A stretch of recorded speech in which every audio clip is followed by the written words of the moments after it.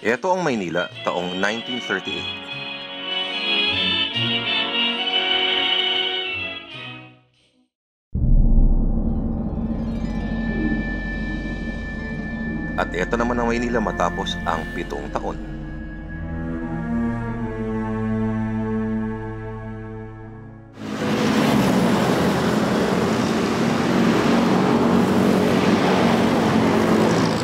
Ito naman ang Maynila ngayon. Perlas ng Silangan, Paris of the Orient. Ano pa nga ba yung mga tumataginting na bansag natin sa lungsod ng Maynila? Pero mga kapatid, 70 years ago, ang Maynila ay impyerno. Itong kinatatayuan ko, eksena ng matinding pagkawasak. Intramuros, durog na durog. Ang building na ito, na dating legislative building at ngayon ay National Museum, durog na durog din. Ang Faura daw, punong-puno ng mga bangkay. Marami minasakir. Pero mga kapatid, bukod sa mga lolo at lola natin, ilan lang ba ngayon ang nakakaalala ng mga malalagim na kwentong ito? At mas mahalaga, 70 years after World War II, tuluyan nga bang nakabangon ang syudad na ito mula sa abo ng digmaan? Mga kapatid, alamin natin ngayong gabi dito sa Kaya.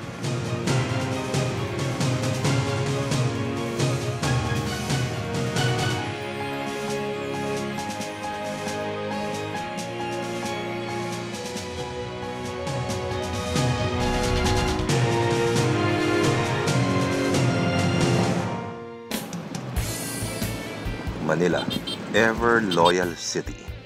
Sabi ng bandang hotdog, ang tinig mo'y kay sarap sa tenga. Kahit paminsan-minsan, may mga nagpapasakit sa mata.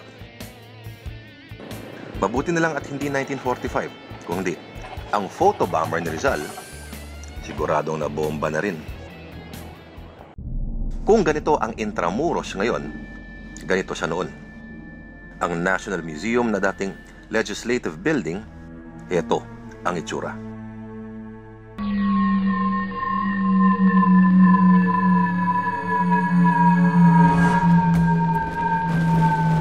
December 1941, nagpaulan ng mga bomba ang mga eroplano ng Japan.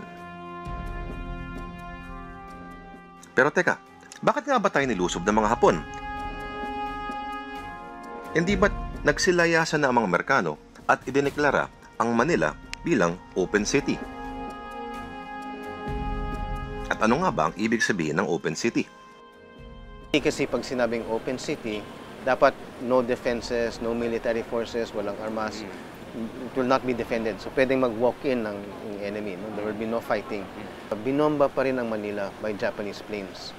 First of all, sabi nila, either hindi nila natanggap yung balita, hindi nila naintindihan, or pag nakuha nilang balita, they refuse to believe na wala nang defense forces there. So binomba pa nila yung ano. So kaya naging issue yon in terms of legality of war, atrocities. Dineklara na namin open city, binomba nyo pa.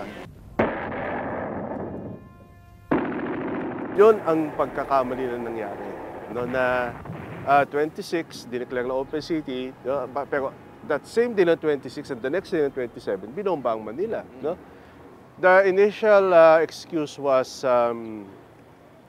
the Japanese were aiming for the ships along the Pasig and Manila Bay. Pero syempre, mahirap din pa yun dahil papasok yung bomba eh. So it means talagang binomba yung loob ng city. And they also have to show terror pa rin sa mga Pilipino at Amerikano. So to show power, yung overwhelming power also. The number 2 is yung, alam mo yung mga Hapon naman, hindi naman sumusunod sa Geneva Convention yan, no?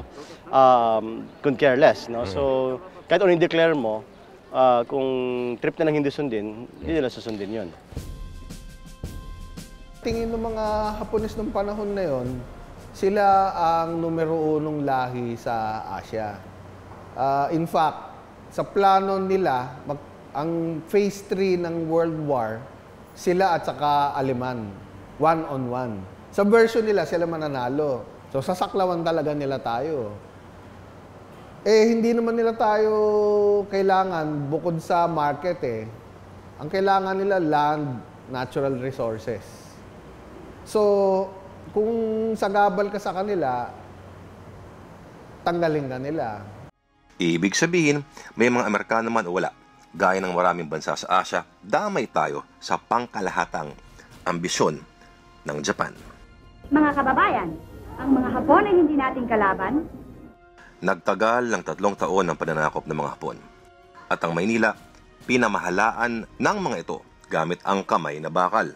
Was it true, those stories about men being slapped by Yes, soldiers? yes, yes.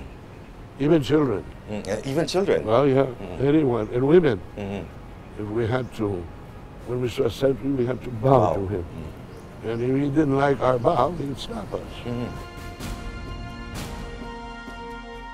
Naka-survival mode kasi tayo eh. So, you do whatever is necessary to survive. So, kung tingin mo na dadaan ka sa checkpoint, pag hindi ka nagbaw, sasampalin ka, magbaw ka na lang. Bumuhos rin ang propaganda ng mga Hapon sa halos lahat ng media mula sa mga poster, radyo at ilang pahayagan. Pinilit ng mga Hapon na burahin ang lahat ng bakas ng kulturang kanluranin. Nawala na raw kasi ang ating kaluluwang Asyano. Tinuro ang Nihongo sa mga paaralan. Sinubukang palaganapin ng mga Hapon ang ganitong mga imahen para mapalapit raw sila sa mga Pinoy. Pero kahit anong pilit nila, hindi talaga may tatago ang katotohanan. Ang University of Santo Tomas ay ginawang internment camp. Dito nakakulong ang mga dayuhan na karamihan ay mga Amerikano. Isa sa mga internees dito ay ang Amerikanang si Joan Bennett Chapman, na ngayon ay 80 years old na. 8 taon lang siya nung pumasok siya sa kampo, kasama ang kanyang ina at kapatid. There were about 4,000 people in Santo Tomas when we came in. At that time, food was being provided by the Japanese. At first they'd said, all you Americans, British and Dutch, everybody has got to go into camp and you got to feed yourself. But eventually they set up food supply, which over the years got worse and worse and worse. By the middle of 1943, no, nagkakaproblema na sa pagpasok ng supplies from the Red Cross abroad. Ano yung typical na araw, kunyari, sa isang dito, sa internment camp? Sinubukan nila kasi parating magkaroon ng at least the semblance of the normalcy that they had. No? So they had schools, they had activities, they had programs. No? But ang pinaka talagang malaking kinalaban ng mga internists was boredom. Boredom? Because they were Kasi doing hindi sila nothing. pwede lumabas. Hindi sila pwede lumabas ng perimeter.